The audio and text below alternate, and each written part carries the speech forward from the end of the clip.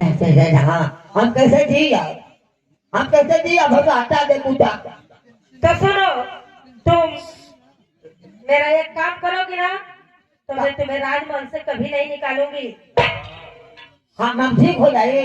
अरे नहीं, तुम कुछ भी नहीं करोगी। हाँ, क्या जैसे करोगे? झाड़ू पोछा जो भी करती हो हाँ हाँ वो नहीं भी करोगी हाँ। तो मैं तुम्हें उससे ज्यादा तनख्वाह दूंगी।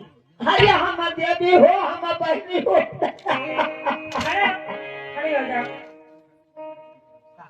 सुनो, उसका है कि हाँ वो अपना डंडा ले लो। सुनो दासी, मैं तुम्हें इसलिए क्या बहनी ऐसा ऐसा हमको भूकंप आएगा का जे।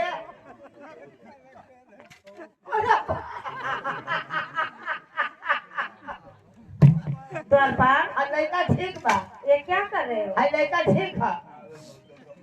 दासी है, महारानी बुलाई है तुमको।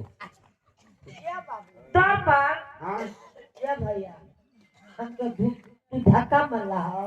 नहीं नहीं, तो रन लाइन लेते नहीं। अरे नहीं दासी, वो धक्का नहीं मारा है, वो दौड़ते हुए आ रहा था ना, लड़ गया तुझे।